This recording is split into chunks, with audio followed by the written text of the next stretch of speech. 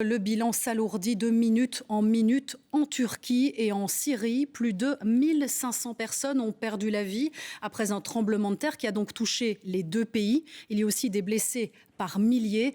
Il faut dire que le séisme était d'une rare puissance. Les dégâts sont considérables. Nous allons le voir avec Vincent Bayonnet et Quentin Warlop. Voici ce qu'il reste de cet immeuble. Un tas de ruines et des dizaines de personnes ensevelies sous les décombres. Avec leurs seules mains pour dégager les gravats, partout civils et secouristes s'activent pour sauver ceux qui peuvent encore l'être. Une lueur d'espoir dans cette matinée cauchemardesque. Ici, un brancard et un homme, sortis des décombres. Il est blessé mais vivant.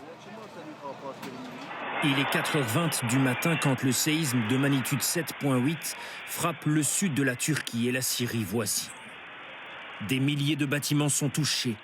Comme celui-ci, il s'effondre comme un château de cartes et très vite c'est la panique. Rien qu'en Turquie, le bilan provisoire est lourd. Il y a près de 1000 morts et des milliers de blessés. Le nombre de bâtiments effondrés est de 2818. Nous ne savons pas dans quelle mesure le nombre de morts et de blessés augmentera, car les travaux d'enlèvement des débris se poursuivent dans de nombreux bâtiments de la zone du séisme. Notre espoir, c'est que nous nous remettrons de cette catastrophe avec le moins de pertes humaines. Des dégâts considérables en Turquie, mais aussi de l'autre côté de la frontière en Syrie. Ici aussi, certains sont sortis des gravats, mais beaucoup sont encore coincés. Il y a 12 familles piégées ici et personne n'a réussi à sortir. Ils sont tous à l'intérieur ici. Jusqu'à présent, personne n'est venu ici pour voir où sont les gens. Il n'y a pas de protection civile. Nous travaillons de nos mains depuis 3 heures du matin. La communauté internationale se mobilise. L'Union européenne annonce ce midi envoyer des équipes d'urgence en Turquie, alors qu'un nouveau séisme de 7,5 sur l'échelle de Richter vient de frapper le sud-est de la Turquie. Oui, il y a une grande partie des zones touchées sont habitées par des Kurdes, une communauté présente aussi chez nous. David Brichard, vous êtes justement dans les locaux du Congrès national du Kurdistan à Bruxelles et là, l'inquiétude domine. Oui, bien Ophélie, ici, tous les regards sont dirigés vers les postes de télévision kurdes.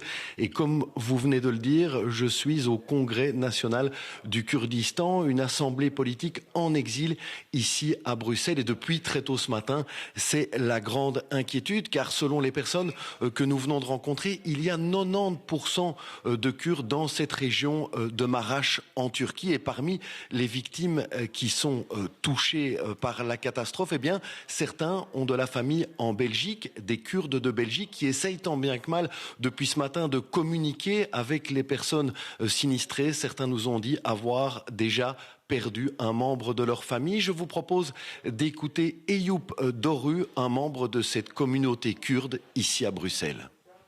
C'est très très grave parce que aussi le temps il est contre nous, les météos ils sont contre nous quand même. Et nous sommes en hiver, la région est très très froide, il y a la neige et donc il est survenu à 3 heures du matin, donc 4 heures du matin. On a eu des contacts, au début on a eu des contacts, maintenant les téléphones ne marchent plus, donc on a des difficultés de contacter avec les gens sur place. Effectivement, il y a beaucoup de victimes, on ne connaît pas exactement le chiffre, mais je pense personnellement c'est plus de 2000. En l'état actuel, c'est plus de 10 000. Moi, j'ai contacté des familles qui sont de Bruxelles, qui sont leurs parents là-bas, aussi des familles qui sont en Suisse, qui sont leurs parents là-bas, qui ont perdu un membre de leur famille dans cette région.